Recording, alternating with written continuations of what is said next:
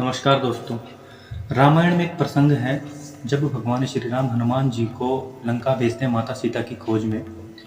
तब हनुमान जी कहते हैं कि प्रभु मैं लंका तो पहुंच जाऊंगा, लेकिन माता जी को कैसे विश्वास दिलाऊंगा कि मेरे को भगवान श्री राम ने भेजा है।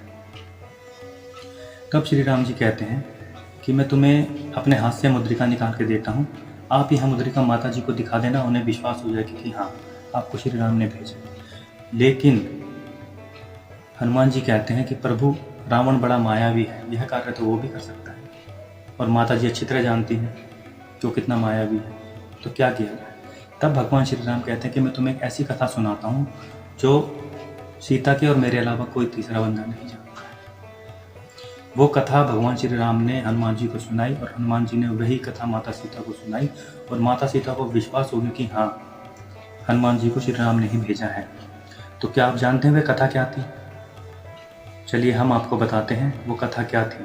लेकिन उससे पहले आपसे रिक्वेस्ट है, यदि आपने चैनल को अभी तक सब्सक्राइब नहीं किया है तो कृपया चैनल को सब्सक्राइब करें, साथ में बेल आइकन जरूर दबाएं जिससे कि आपको समय समय पर हमारी आने वाली वीडियो मिलती रहे। तो चलिए दोस्तों शुरू करते हैं आज की वीडियो और बताते हैं कि वो कथा क्या थी। भगवान श्री राम को त्रेता युग का सर्वश्रेष्ठ धनुर्धर माना जाता है। प्रभु श्री राम को दंड नाम का धनुष बाण धारण किया करते थे। कहते हैं कि इस धनुष से जब बाण छोड़ा जाता था तो वह लक्ष्य को भेद कर ही वापस आता था। श्री राम ने एक बार समुद्र को सुखाने के लिए को दंड पर प्रतिज्ञा चढ़ा दी थी। समुद्र के देवता वरुण देव प्रकट हो गए और उनसे प्रार्थना करने लगे। बहुत ही अनुनय और विनय करने के बाद भगवान श्री राम ने अपना तीर तरकश में वापस रख लिया। तुलसीदास जी कहते हैं, देखी राम रिपु दल चली आवा, बिहसी कठिन को दंड चढ़ावा।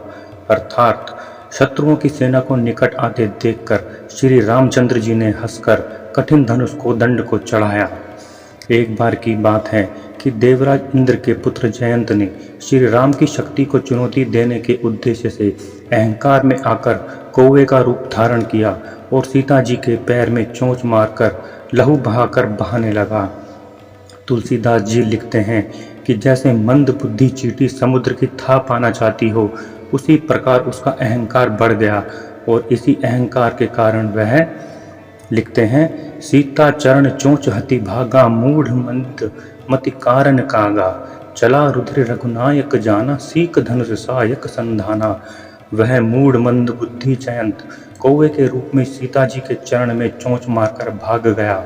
जब रक्त बह चला तो रघुनाथ जी ने जाना और धनुष पर तीर चढ़ाकर संधान किया। अब तो जयंत जान बचाने के लिए इधर उधर भागने लगा। वह अपना असली रूप धरकर पिता इंद्र के पास गया, पर इंद्र ने भी उसे श्री राम का विरोधी जानकर अपने पास फटकने तक नहीं दिया। तब उसके हृदय में निराशा से भय उत्पन्न हो गया और वह भयभीत होकर इधर उधर भागता रहा। लेकिन किसी ने भी उसको शरण नहीं दी, क्योंकि राम जी के द्रोही से कौन हाथ मिलाएगा।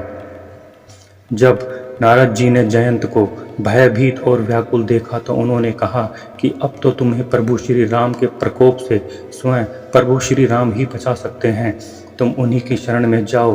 तब जयंत ने पुकार कर कहा, हे शरणागत, हे हितकारी, मेरी रक्षा कीजिए प्रभु, मेरी रक्षा कीजिए। और राम राम चिल्लाता हुआ उनकी शरण में गया और उनके चरणों में जाकर गिर गया और उनसे क्षमा मांगी। तब उसकी जान छूटी। फिर भी उसकी एक आंख भगवान श्री राम के बाण से घायल हो चुकी थी, क्योंकि प्रभु श्री राम का छोड़ा हुआ बाण कभी भी निष्फल नहीं होता। तो दोस्तों आज के लिए बस इतना ही। आशा करता हूँ आपको यह कथा, यह जानकारी अच्छी लगी होगी। फिर मिलते हैं अगली वीडियो में नई जानकारी के साथ। तब तक के लिए जय श्री राम।